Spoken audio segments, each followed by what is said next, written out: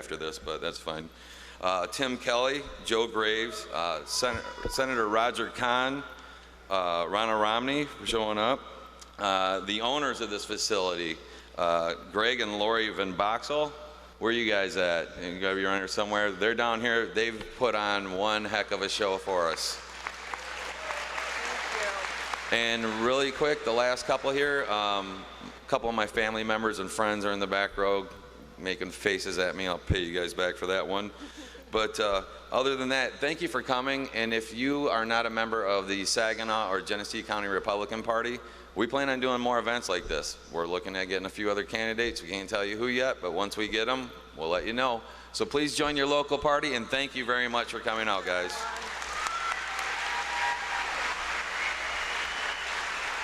Michael Moon and Amy Carl. Before we introduce our next speaker real quick, one thing that I find is striking about Donald Trump is name recognition. And if you're friends with me on Facebook, you know the story. If you're not, I'll tell it to you. I was driving down to Flint from Saginaw with my 13-year-old, and we drove past the Expo Center. And there's big, huge digital sign of Donald Trump, going to be there August 11th. And I pointed and I said, hey, I'm going to be at that event. And he looked up, Donald Trump? Can you get his autograph? So, well, I don't know. I don't know what the setup's going to be like. I said, why? Do you want to get it and sell it on eBay? He'd probably think that was good. He's a business guy. He'd probably give me, you know, his autograph. And he goes, no, his hair is a meme on iFunny. But you know what? I asked him later if he could name any other candidates, and he couldn't. So there you go. The recognition is out there. He's a popular guy.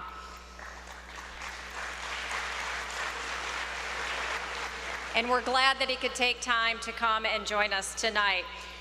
With some more remarks tonight, we want to welcome to the stage Kathy Burden, who is the Michigan Republican National Committee woman, who found time tonight to come join us. So Kathy?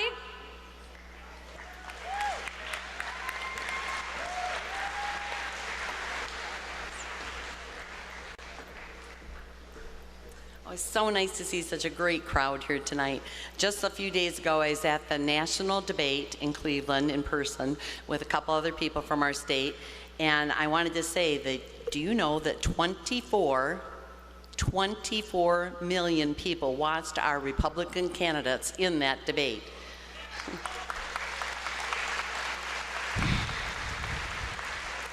They were anxious to hear their ideas, and when we, yes, we take back the White House, we will have the Senate, the House, and the White House, and take our country back from the leadership of Obama.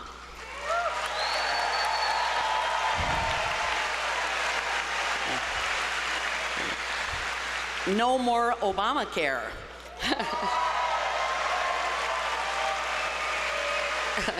And we will strengthen our business and get people back to work. The excitement and enthusiasm in this room tonight is what we need to take all through 16. I thank you all for being here, for your participation, for showcasing our candidates. Look at them all and decide what you think about them in each debate. And I just thank you for all your enthusiasm for our candidates going forward. And I'm very proud to be one of you tonight. Thank you.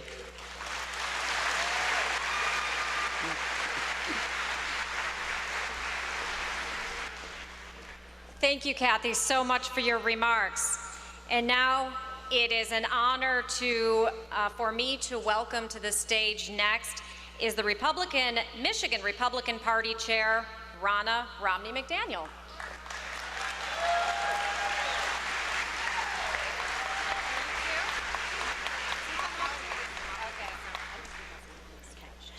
Hello, Saginaw and Genesee County. We can do way better than that. Hello, Saginaw and Genesee County! What an amazing event you have put on today. Congratulations to Amy Carl and Michael Moon. You have organized a fantastic group of people. We congratulate you on all that you have achieved, and thank you all for being here. I want to introduce a few people from the Michigan Republican Party that have joined us tonight. Our co-chair, Jeff Sakwa. And our vice chairs who are around this room, Michael Benarian, Adi Sathi, and Kelly Mitchell. Please stand up. They're way in the back. Thank you for all you have done. We have been so fortunate in Michigan to have so many of the Republican presidential candidates come to our state this year. And there is a great contrast between what our candidates are doing and Hillary Clinton, and it's exemplified by this event right here. Most of you paid $25 to be at this event, and you know where that money's going? It's going to the county parties. Do you know when Hillary Clinton was here a month ago, she charged $2,700 a person. Do you know where that money went? Do you know where that money went? In her pocket.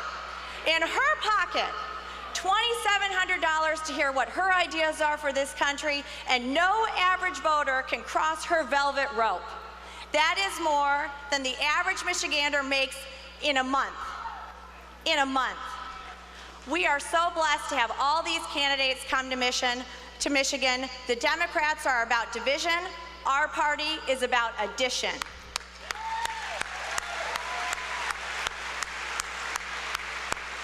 Are you motivated? If we keep this going, we're going to keep our congressional delegation. We're going to keep our majority in the House in Michigan. We're going to re-elect Justice David Viviano, and we're going to win the White House.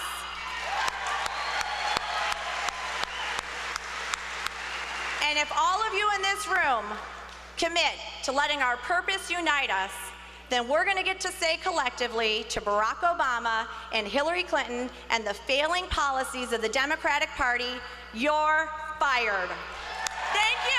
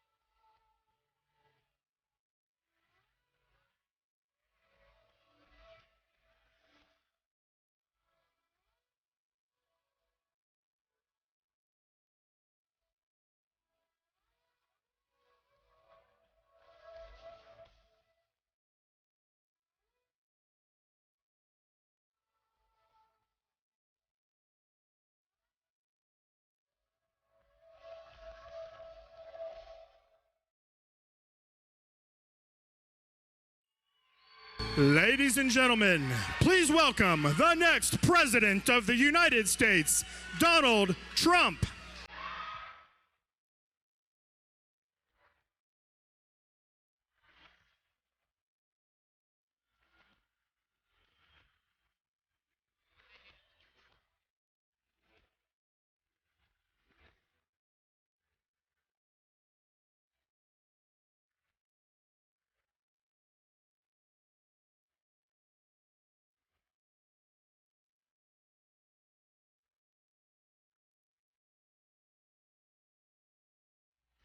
Thank you. Wow. Thank you all so much. We're going to have a little fun tonight. We're going to talk about some terrible things, but we'll have fun anyway. Not a lot of good things happening, if you want to know the truth. But it's going to be an interesting evening. What a tremendous crowd. And I know they have a lot of people outside couldn't get in, so I congratulate you for being good at real estate.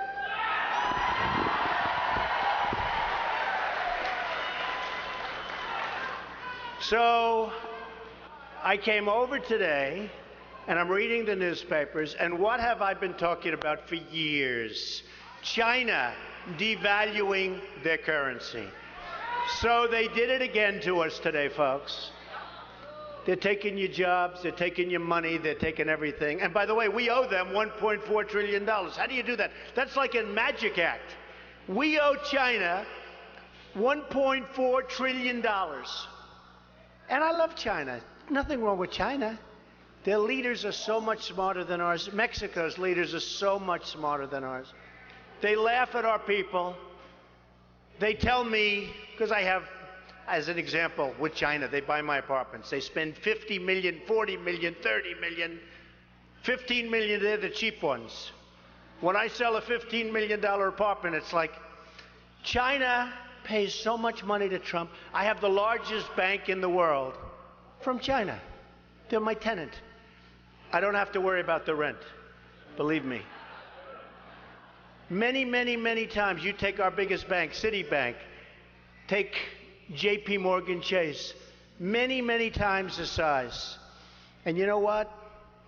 It's amazing. People tell me, they come over, they give me a lot of money, and then we talk. Now, they didn't know I'd be running for president, otherwise they wouldn't have talked so much. It's true. And they say, we can't believe we get away with it. People from Mexico, I love the Mexican people. They have tremendous spirit, amazing spirit. They have amazing spirit. They're great. No, they're great.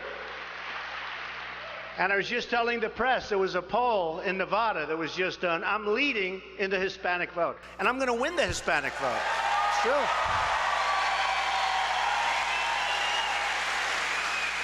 I'm also leading in the regular vote, like 32%. But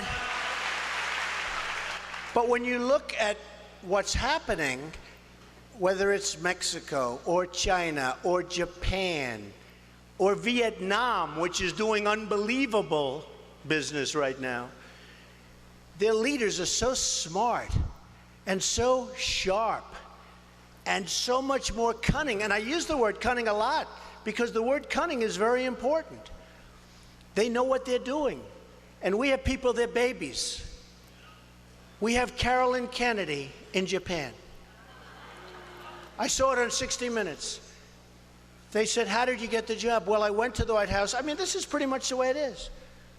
I went to the White House, and I was looking for a job. And I said, do you think I could do something for the administration?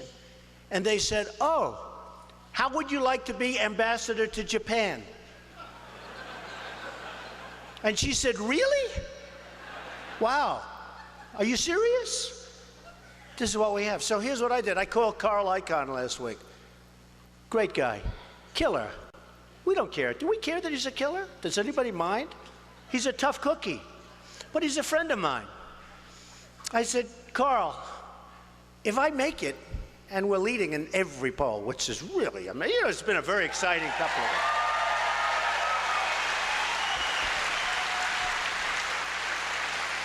I said, Carl, you know, he's made a fortune. He's a great negotiator, talented guy, very smart guy.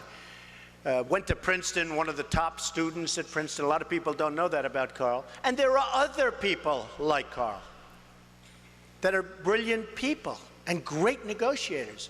They don't sleep at night. Like me, we toss and turn and toss and turn. We're thinking, always thinking, ay, ay, ay. It's not easy on the family, but we're tossing and turning and scheming. That's what they are. There's no 18 hours of sleep. Does that make sense? So I said, hey, Carl. In fact, now the press will call Carl, I'm sure. But Carl Icahn, great. I said, Carl, if I get this thing, I want to put you in charge of China and Japan. Can you handle both of them? Okay, China and Japan. He said, yeah, I'll do it. I want to do it. You know what? Just relax. Everything will work out fine. We'll make great deals. Right now with China, I have a friend. He's a great manufacturer. He can't get his product into China. Can't get it in. They devalue today, the biggest devaluation in 2 decades. 2 decades.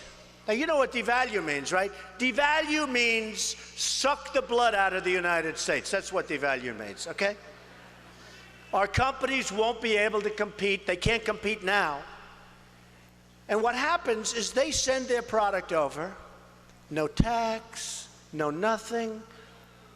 And I don't want tax. I want free trade. The problem with free trade, it only works when you have really smart leaders. When you have leaders that are incompetent, oh, is it a disaster? It's a disaster. So China sends its stuff over. It dumps everything. Whatever they make, we'll take it. With us, we can't get our product over there. When Boeing goes over there, they want the technology before they buy the planes, because they're opening up their own factories to produce aircraft. They want Boeing, and I said, I don't think Boeing should do it. But when you think about it, it doesn't matter, because even if they didn't, they'll take it anyway and build anyway. So what difference does it make? Okay? They're smart. They're sharp. And we're not. Our leaders aren't. So my friend is a great manufacturer, and he wants to send things to China. And he comes up and sort of depressed. I said, you're not a depressed person. What's wrong? He said, I can't get my product into China. And now that it's close, they want to charge me, they call it a tariff because it sounds better than tax, you know, a little more sophisticated, right? They want a tariff of like 42%. I said, does anybody know this? And you know, when we send trucks over there, I've heard, and you people know a lot about trucks, but I hear they charge a big tariff to take the trucks. We charge nothing. We charge nothing. Now Japan, think of it. They send boatloads. I was in Los Angeles 2 weeks ago. I saw the biggest ships I've ever seen with cars. I don't know, must be thousands. I never saw so many cars. This massive ship, cars all over, being unloaded. We send them what? Beef. Wheat. We give them wheat. They don't want our product because their farmers don't want it. So it's about 19%, 18%. They send over, we do about 18%. And ours is perishable. A car really isn't. You know, car is a car. I mean, that's good stuff, right? So what happens is, I would say, you know, until it evens out, like bring your stuff down about 80%. I want to be even. The deficits we have with these countries are incredible. They're incredible.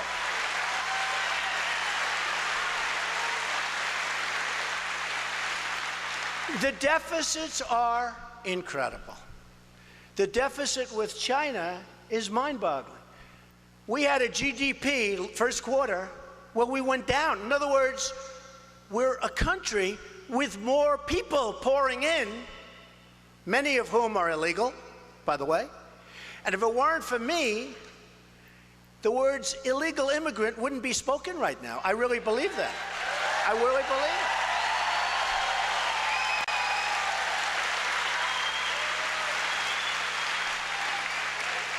it. It's so incredible. And then you have the killing of Kate in San Francisco, beautiful Kate. and it's like, just happens. This guy came in 5 times, and the 5th time was a disaster for a family, a great family, a family that I've gotten to know a little bit, and a family that I've spoken to on numerous occasions, and a family that I don't think the president has yet called, which is incredible. He hasn't called. Think of it. He hasn't called. But it's a great family, and she was an amazing woman. And then we have Jamil, beautiful Jamil, a young man shot down almost in front of his father, who's going to the deli. Good student, great football player, maybe going to Stanford.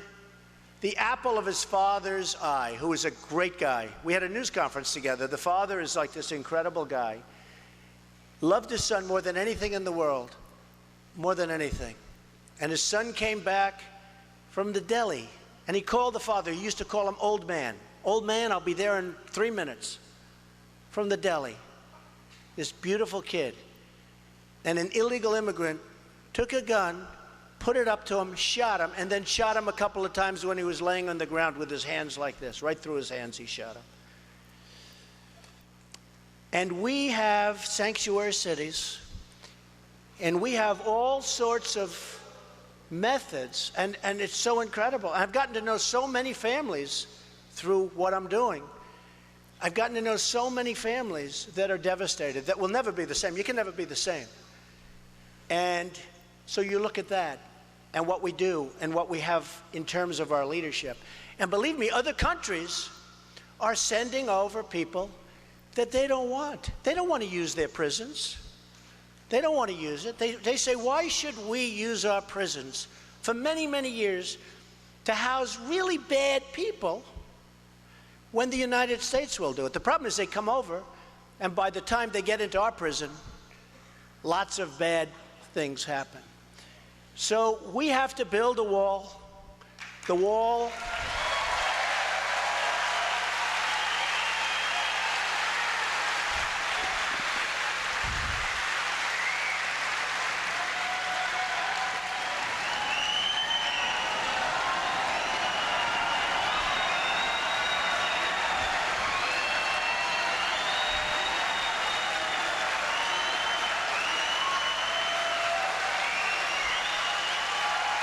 Thank you.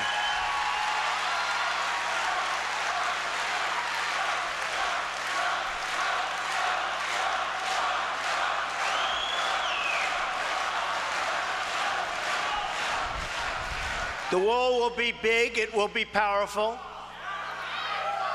And by the way, I am all for legal immigration. That's what it's all about. I'm all for it. But it's got to be legal immigration. Got to be. All right? Got to be. So, you know, Jeb Bush, one of my opponents,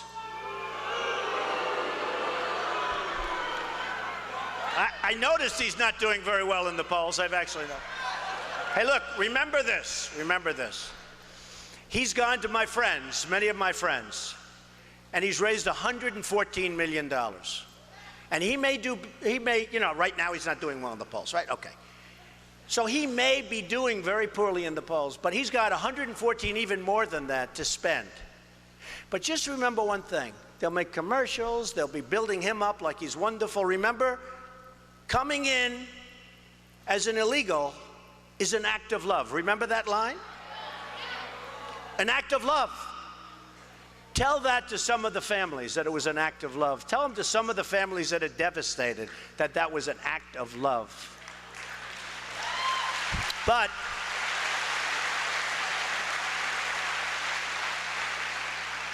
he's got 114 million now, I guess, plus. And he's going to be spending money along with other people. You have Walker, who was supposed to have a surplus in Wisconsin, and now they have a $2.2 billion deficit. And he's a nice guy. I supported him. I support all of these guys. You know, I support everybody. The heck, I'm a businessman. I support everybody. They ask me for support, I support them. And you know what? If I call them in 2 years, 3 years, hey, I need some help, they're there. Okay, that's the way. But that's not really a good system. That's not good for a country. Because a lot of times the people that support these people, they need things that are adverse to the best interests of the United States. It's a problem. And nobody knows the system better than I do. I mean, look, I was on the other side. I'm telling you, 2 months ago, I started this, think of it, 2 months ago. And the media, look at all those people back there. Scavengers, they're like scavengers. They're like scavengers. So many.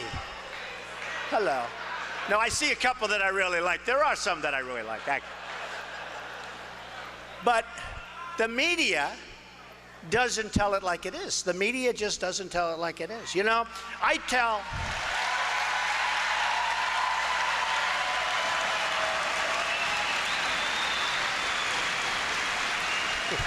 This is a hell of a crowd. It's very interesting. I have a little expression that I use so often because I believe it's true. And it's a sad thing. But I say it and then I give a very big ray of hope, because if I'm elected president, this is what's going to happen.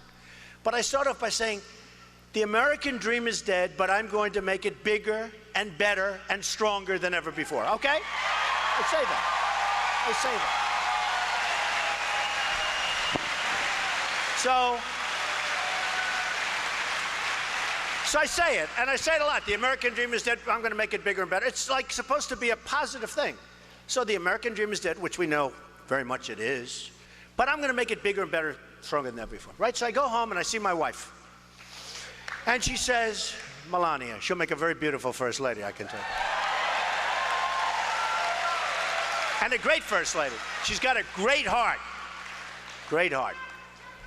She cares more about those women issues that Bush doesn't care about. She cares more about that. Between Melania and Ivanka, believe me. So I go home and my wife is saying to me, darling, that was a rough statement you made tonight. It's on the national news. I said, what? I thought I did great. I got a standing ovation. The crowd was packed. What are you talking about? You said the American dream is dead. I said, what? The American dream is dead. Oh, I said, let me see it. So we replay it. You know, you have these things like TiVo and things. It's really great today. You can replay from 10 years ago. It's unbelievable. So here I am, I'm standing, and I'm saying, the American dream is dead.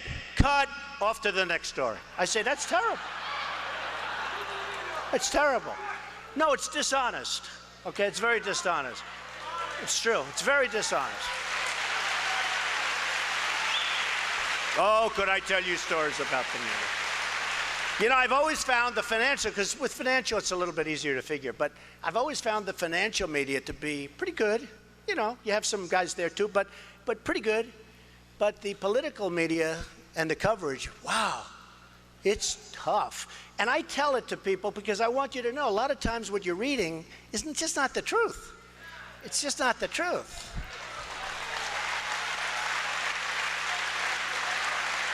Now, the biggest problem with my saying that, you know, is that they will now go and report that Trump made a terrible speech, very unenthusiastic crowd. The place wasn't packed and there aren't 1,000 people outside trying to get in. But who can blame him? Hey, I'd probably do the same thing if I heard this. So, you look at what's going on at the border, where Mexico is absolutely, just absolutely destroying us at the border, and others. And by the way, it's not just they're coming from all over the world, people. They're going through the border, but they're coming from all over the world. They're coming from the Middle East, folks. I hate to tell you. They're coming from the Middle East. But Mexico is also brilliantly killing us on trade. Mexico is the new China. Mexico is taking plants, and for cars, it's going to be, I mean, you can forget Detroit, what it used to be. This is going to make Detroit look like small potatoes in its prime, because they're taking our factories and they're rebuilding these massive plants in Mexico. So in Tennessee, They were going to build a plant. It was a done deal, big German car company, practically a done deal. At the last moment, they decided that they're going to build it in Mexico. Watch. You know how? Like here. Believe me. So let me just tell you. Now we have a great company, Ford. Great company or good company? What do you think? Good company, right?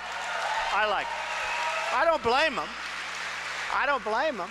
And it's very appropriate because I'm making this speech. I've told this story. People hate this story, but they love it because it really explains it. But they hate the story. It's very depressing. So Ford is building a $2.5 billion plant, right? In Mexico. They're building it in Mexico. So you say, now, how is that good for us? So I said to myself, right? No good. We don't have to be geniuses to figure, well, they're building a plant. They're going to make, it's a massive plant, one of the biggest in the world. They're going to make all these cars, trucks, and parts. They're even making parts. It's so big, they'll make the parts, the trucks. And I actually gave them a good, why don't we just let the illegals drive the cars and trucks right in through the border? They don't have to even, it's true. No, I gave them that. Save a lot of money. That'll be next. No, they'll be doing that next. So they're building this massive plant, and I said to myself, okay, let's say that Jeb Bush or Hillary or one of these politicians, all talk, no action, all controlled by lobbyists and special interests and donors, people like me from previous months, okay? Total control. Bing, bing, bong, bong, bing, bing, bing. You know what that is, right? So I said, let's say that Jeb Bush is president. Now, he's not a stupid person. I agree with you, but you know, he was so nice to me at the debate. And by the way, they said I won the debate. Is that nice? Is that nice? Right? The polls came out and said I won. And boy, did I have nasty questions. I stood up there and said, I don't believe this. Some of those questions. Actually, Rosie O'Donnell saved me. This is one time she saved me. I never thought I'd be giving credit to Rosie, but in this case, she was great. But I look at what's going on, and I say, supposing Jeb is president. Now, he knows it's not a good thing to have a $2.5 billion plant over there, and plants from Michigan and all over the place are just going to go, boom, let's close them up, boom, we're going over to Mexico, right? No tax, no nothing. Cars get made, no tax.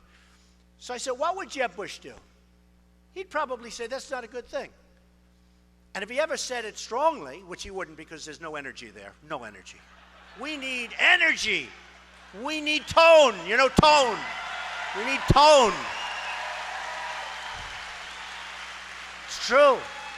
Jeb and Hillary, on the same day, they said Donald Trump has too strong a tone. Too strong. We have heads being chopped off because they're Christian in the Middle East. We have borders where people are being killed all over. The world is cracking up, and they're worried about my tone. I should be toned down.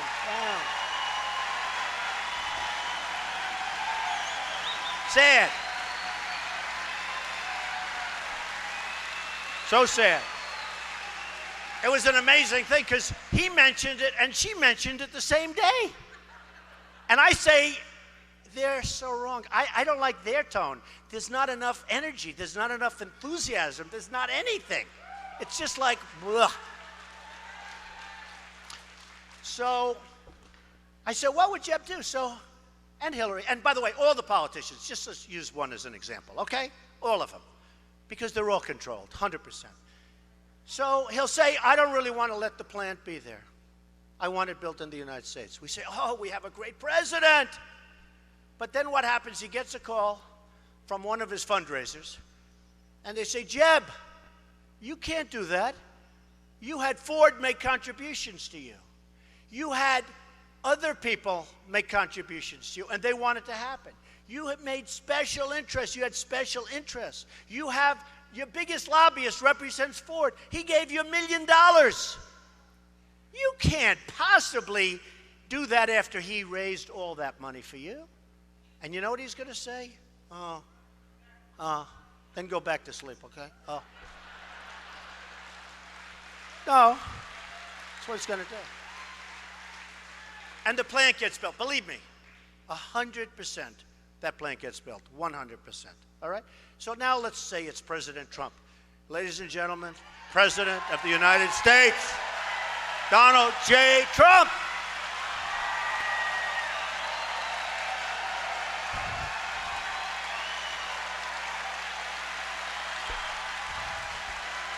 Okay.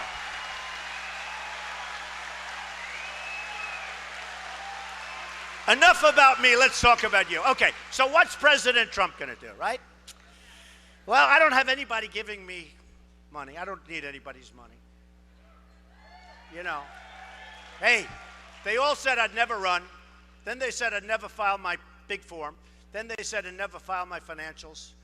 And I wouldn't because maybe he's not as rich as people think. Turned out I'm much richer than people ever thought. I wanted to file my financials.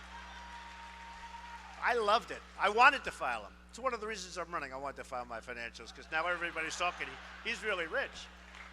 But they said all these things. So what would President Trump do? So I don't have money. I don't have lobbyists. In fact, I've had in the last 2 weeks, because I've hired many of the lobbyists. That's true. I hire lobbyists. They're great. They're terrific people. They can do whatever the hell you want them to do, okay? It's true. So I've had a lot of them. They've called me. They said, we want to contribute. It's amazing when you go to number 1 how these guys want to give you money. You know, if you're at number 12, I guarantee Rick Perry is not getting a lot of calls from lobbyists right now. And neither is Lindsey Graham. The 2 guys that hit me the hardest were Perry, right? Perry and Graham. They hit me harder than anybody else. Now it's Rand Paul. Can you believe it? He's the new one. I said, Rand, I've had you up to here. I've had you. I've had you up to here. No, Rand Paul the other day, I mean, I said, where the hell did this guy come from? All of us. But you know what's a great honor? They hit me really hard, right? And they went down. Lindsey Graham is at 0. Legitimately, I saw it on television. 0. 0. That means out of hundreds of thousands of people, he didn't get 1 vote. And the other one, Perry, is at 2%. And he was at 5 when he started going after me. So something happened. So what would President Trump do? Here's what happens. I'll say, I don't like this deal. It's no good for our country. No good for our country. And I'm going to say, I'm not going to approve the deal. I'm not going to let it happen. I don't care. I will do everything I can. And by the way, I don't need Carl Icahn for this. I don't need Henry Kravis. I don't need any of our great guys. I don't need anybody. This is too easy. What do I want to waste their time? This is too easy. So what happens is I say, the deal is not going to be approved. I'm not going to allow it to happen. I want that plant to be built in the United States, preferably here. I mean, in all fairness, right?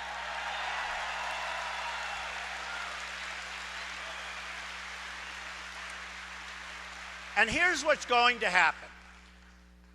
They're going to call me. I'm not going to be any good. They didn't give me any money. They didn't take care of me. I don't need it. I don't want it. I couldn't care less. And I'll get a call from the head of Ford. Nice guy, very capable guy, as you know. The new head, the old head was great. The new head is great. Great people. He's going to say, Mr. President, we have to get this done. Blah, blah, blah. It's really good for trade. Yeah, good for trade. You know who's trade? Their trade, not our trade. And I'm going to say, no, I'm sorry. Then I'm going to get a call from some lobbyists. I say, you didn't do anything for me, and I'm not doing anything. I only care about one thing, making America great again. That's all I care about. Okay? That's all I care about.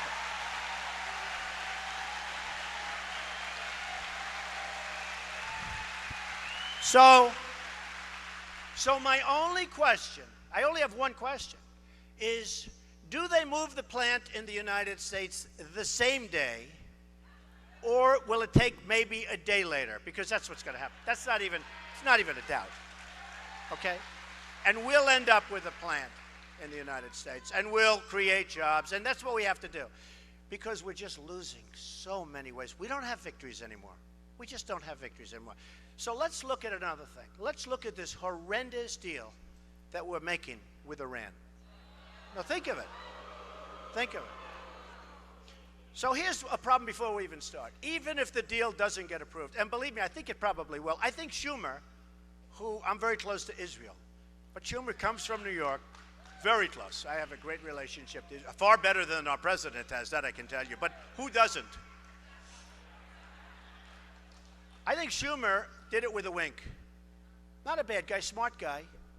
Used to be a friend of mine until I did this, and I said, look, all bets are off. Look, I got to do what I have to do. I'm sorry. But I'll be able to get along with these people. You know, you got to be able to get along. You got to make deals. We can't always sign executive orders. The country wasn't based on executive orders. I mean, you got to get deals.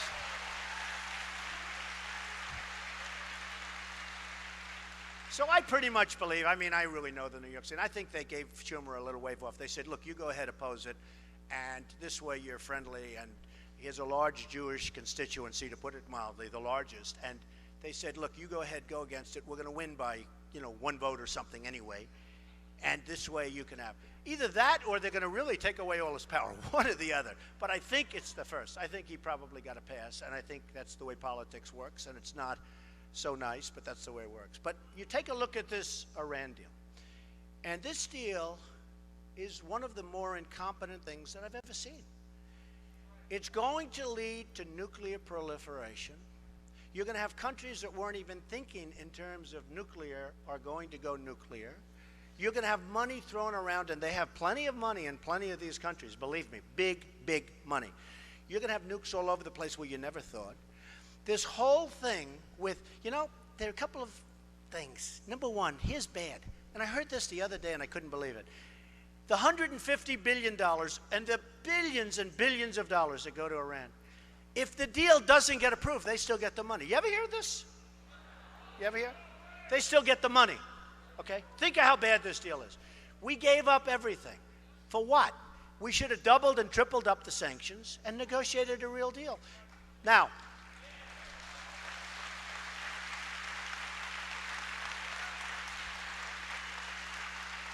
the 24-day catastrophe, right?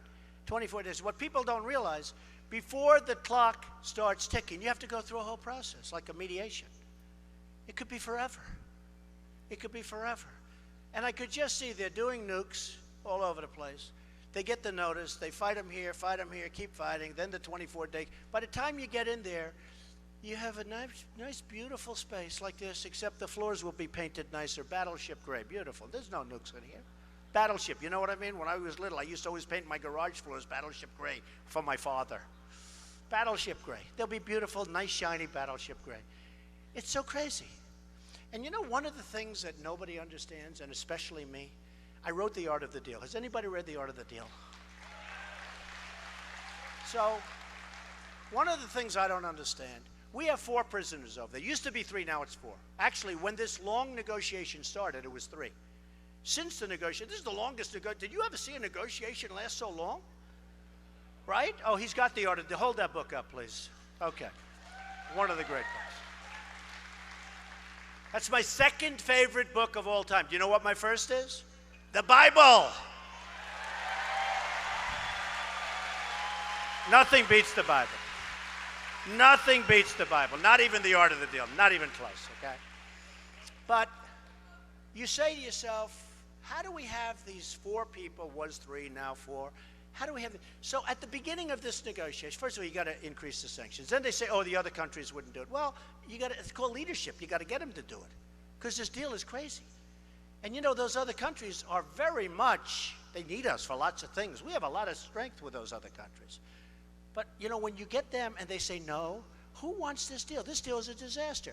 So what happens is, you increase the sanctions and you let them know, we're not ever giving you the money back. The money's never coming back. Okay, the money we're keeping, okay?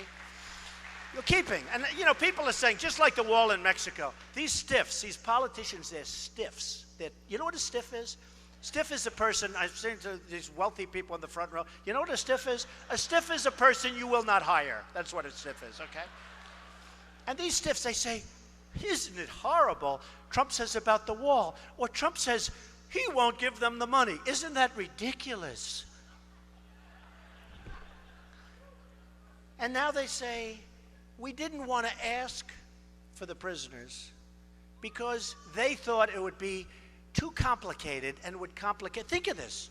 By saying, here's what you do. You walk in. By the way, shouldn't be at the end. Should have been before the deal started. The end is like sort of a stupid thing, right?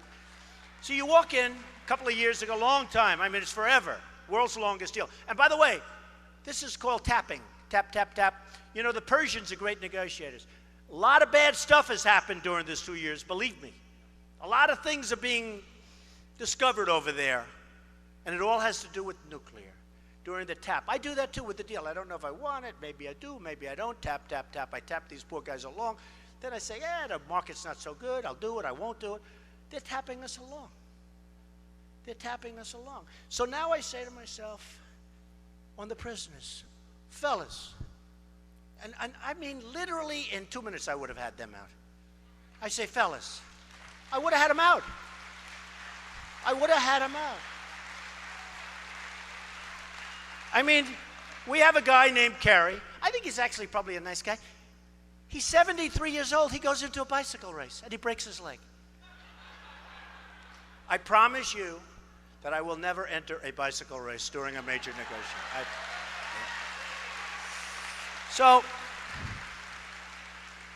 So I would have said, let's say it's me instead. Probably would have gone and do this one myself. I'd say, come on over to Washington. Let me tell you something. You don't want them. You don't need them. Your people don't care about them. We do. It sets a good tone, you know, to use a Bush term. It sets a good tone. Really nice. If you would give us the prisoners, before we start, we want to get the prisoners. Just let them out. Bum, bum, bum. Everyone's going to say you're really nice people. You'll be able to make a better deal if you let them out. Let them out, and let them out now.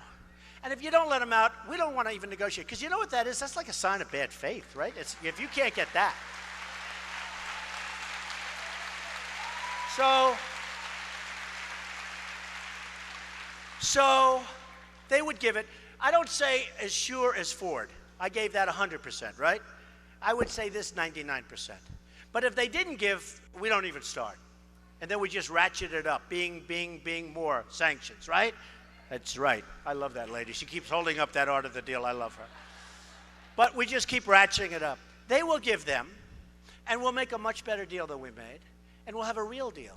And I love the idea of a deal, by the way, because nuclear is a whole different world. That's big, big problems. You know, that's the biggest problem. The worst thing we have in this world that we're living in today is the tremendous power of nuclear and weaponry. Nobody ever had power like this before. You look at Hiroshima, that's a tiny fraction of what they can do today. So I'm all for that. But the worst thing that can happen is a bad deal. That's far worse than not having a deal. The worst thing we can do is a bad deal. And this deal is beyond bad. This deal is incompetent. It's incompetent.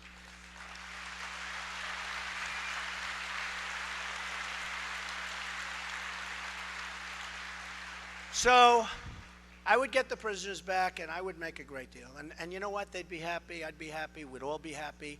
We will be proud of our deals.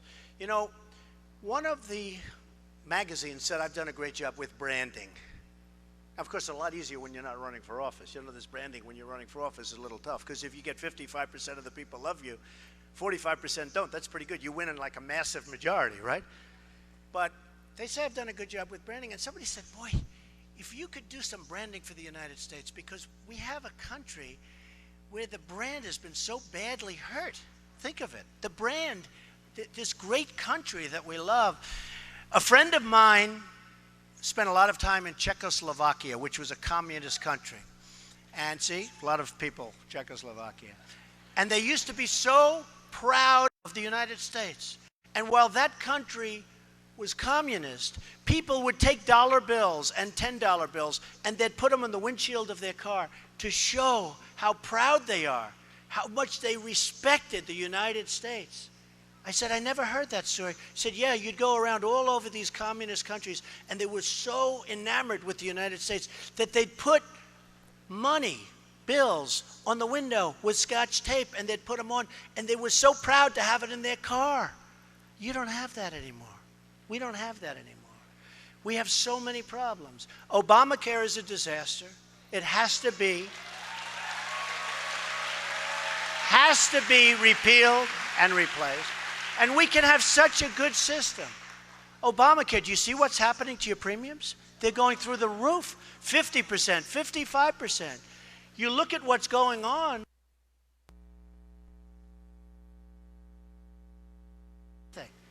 It's just not working. Our country isn't working. The good news is we have tremendous potential. But if we don't get going quickly, we're never going to be able to bring it back. It's going to be too far.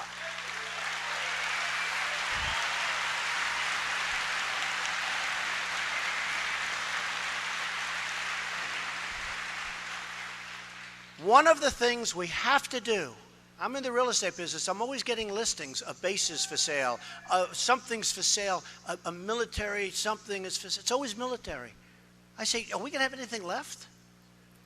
Are we going to have anything left? Take a look at how many bases they've sold. One of the things we have to do is build up our military so strong and so powerful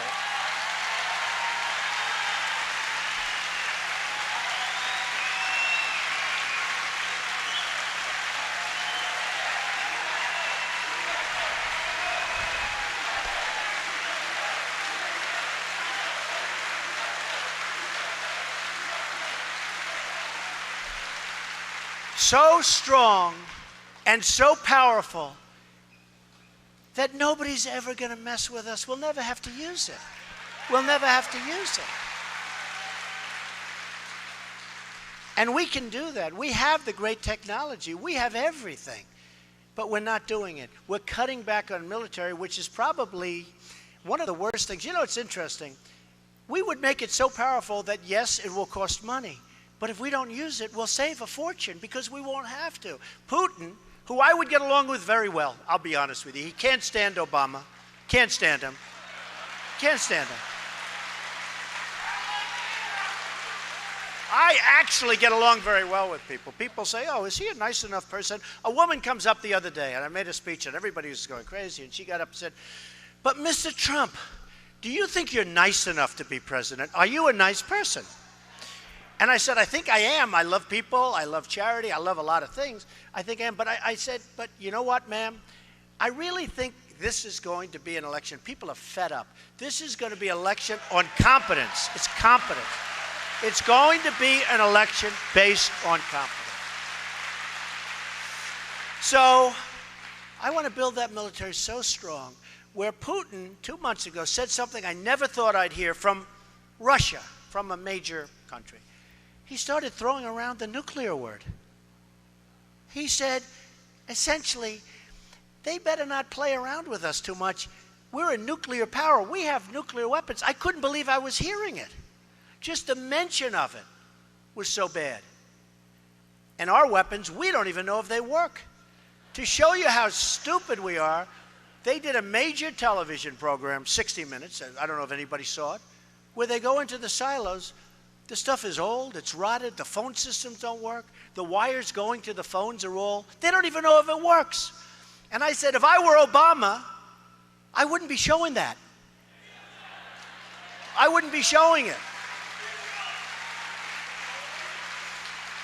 And they got in there because Obama wanted people to see how bad it is so that maybe they could get some money to fix it up. How stupid is this? Our enemies are looking at this stuff with 44-year-old phones and wires that don't work. And the people, they're interviewing the people that are working in these phone systems. And they're saying, no, you can't hear. You can't hear. And I'm saying, can you believe what we're doing? It's like in the war. They were saying, we're going in 2 weeks and we're going to be attacking a certain city. You know what I'm talking about. And we're going to attack, and this is the way we're doing it, and we're going here. And I'm saying, can you imagine the great General Douglas MacArthur or George Patton, any of these great guys, listening to a president say exactly what we're going to be doing? Then I said, you know, that's smart, because they'll do the opposite. They didn't. It was exactly as he said. So, you know, with ISIS, can you believe we can't beat ISIS?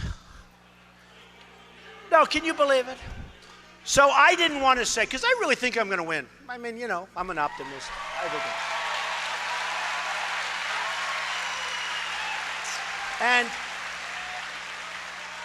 And by the way, if I do win, speaking of military, I'm going to take such great care of the vets. The vets in this country are absolutely, it's a disgrace.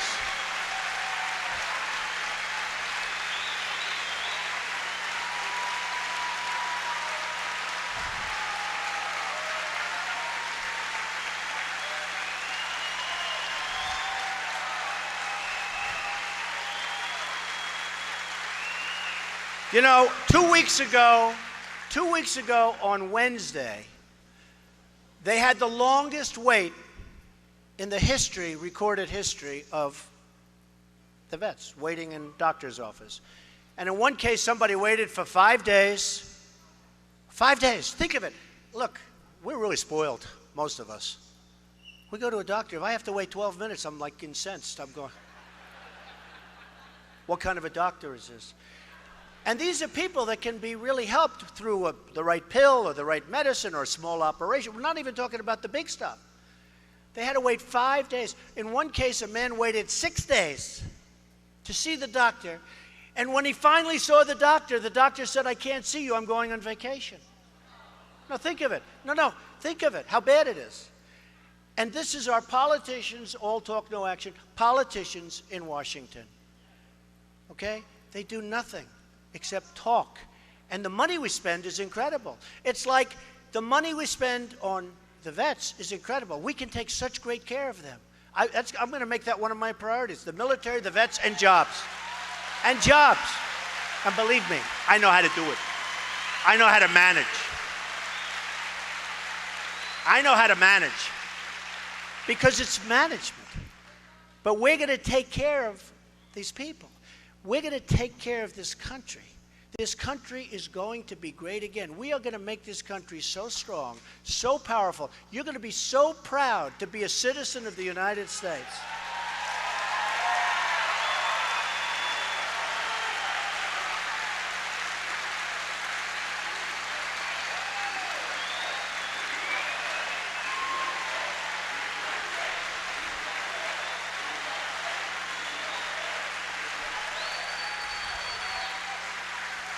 So, just in closing, it's been an amazing ride for me, you know, because everybody, all these pundits, you know, most of them, like these guys, they make $500,000 to sit on television and make predictions. But they all said, you know, that why would anybody want to vote for Trump? And I'm saying, well, what are you talking about? It's just like The Apprentice. When I did The Apprentice, everybody said, well, why would anybody want to watch The Apprentice? Women will never want to watch it because why would women want to watch Donald Trump? I'm saying, am I so bad? Tell me. And the show became one of the most successful shows. It became #1 for many, many evenings. The finale of season 1, season 2, season 3, one of the biggest shows of the year. Tremendous. Just like the debate, right? It's like The Apprentice. The debate was The Apprentice. Somebody said, oh, we'd rather not have Trump in the next debate. You know who it was? My competitors. I don't blame them. I said, you got one problem, the television networks, because it's called ratings.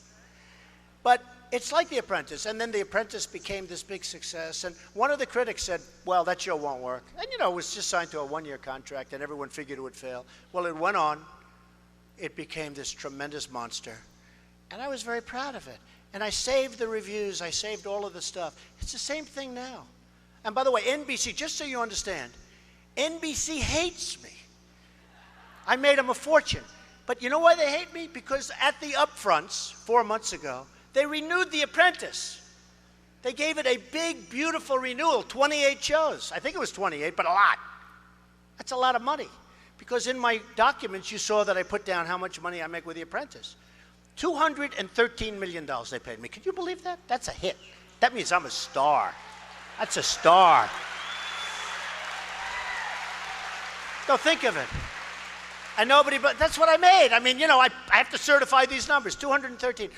So now they renew The Apprentice, and I said to them, the head people from NBC came up to my office.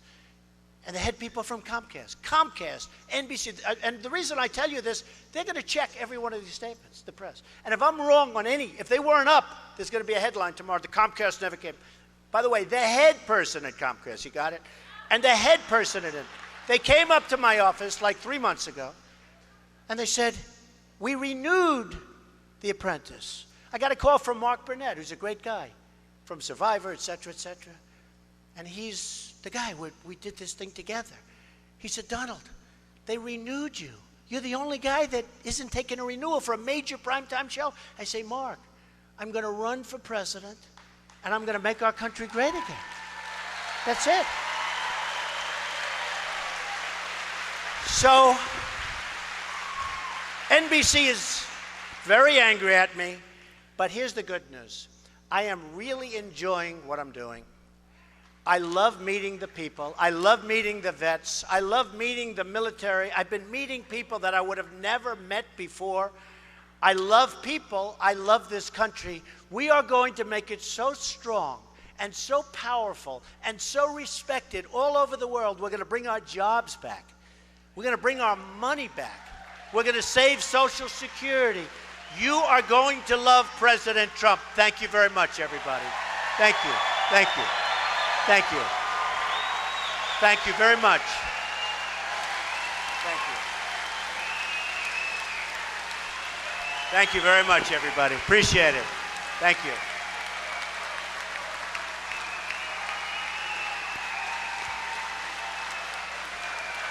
Thank you, everybody.